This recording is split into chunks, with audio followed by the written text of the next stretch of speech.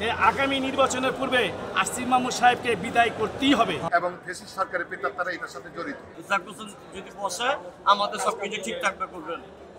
Engineering station সাহেবকে যদি সেবা করার সুযোগ না দেয় তবে আগামী নির্বাচন 100% প্রশ্নবিদ্ধ হিসেবে দেখা যায়, হবেই হবে।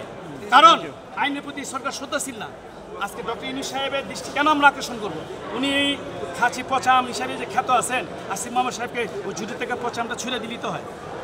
আর একটা কথা মনে রাখবেন আপনারা, যে আগামী নির্বাচনের পূর্বে আসিফ মাহমুদ সাহেবকে বিদায় করতেই হবে।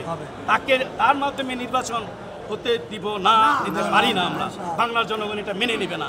বাংলার মানুষ মুক্তি চায়, আজকে ঢাকাবাসী মুক্তি চায়, আজকে দানের শেষে মুক্তি চায়, আজকে গণতন্ত্রের মুক্তি চায়, আজকে মুক্তি চায় আমাদের আপামার জনসাধারণে। এই মুক্তিটা একমাত্র দিতে পারে আমাদের যে নগর ভবনের অভিভাবককে সেবা করার সুযোগ দিয়ে। অন্যথায় আমাদের আন্দোলন বেগমন হবে, তিল থেকে তীব্রতম হবে, তীব্র থেকে তীব্রতর হবে, এবং এটা সরকারের জন্য সুফল বয়ে আনবে না। উপদেষ্টা একটা শ্রেণী বিভক্ত করে কোনো উপদেষ্টা নয়।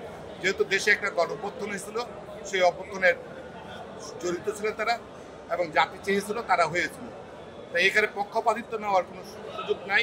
তারা কিন্তু সেখানে পক্ষপাতিত্ব নিচ্ছে এবং পক্ষপাতিত্ব করছে। আমরা মনে করতেছি একটা ফ্যাসিস্ট সরকারি প্রেতাত্মার সাথে তারা জড়িত। আমরা বাধা মনে করছি যে জনগণ, ঢাকা দক্ষিণের জনগণ মনে করছে যে এই মন্ত্রণালয়ের দায়িত্বে উপদেষ্টা আসিফ মাহমুদকে দায়ী করছে এবং ফ্যাসিস্ট সরকারের প্রেতাত্মারা এটার সাথে জড়িত। আমাদের দাবি ওনাকে সফরত করানো হোক ইসহাক হোসেনকে, তাহলে আমাদের দাবি এটা ঢাকাবাসী আমাদের সুবিধা হবে। ডেঙ্গু মশা এগুলো সম্বন্ধে আমরা বাঁচতে পারবো। রাস্তাঘাট জঞ্জট হয়েছে, ইসহাক হোসেন যদি বসে আমাদের সবকিছু ঠিকঠাক করবেন। তাহলে তো আমরা ঘরে বসে থাকবো না। আমরা সমাজ সেবক মানুষ, আমরা রাজনীতি করি, আমরা রাজনীতি করি মানুষের জন্য, জনগণের জন্য। আমাদের নেতারা সেগুলি করে। কিন্তু আজকে জনগণের যে রায়কে উপেক্ষিত করা হচ্ছে, ইন্টেনশনালি উপেক্ষা করা হচ্ছে। ইন্টেনশনালি কেন উপেক্ষা করা হবে? কেন?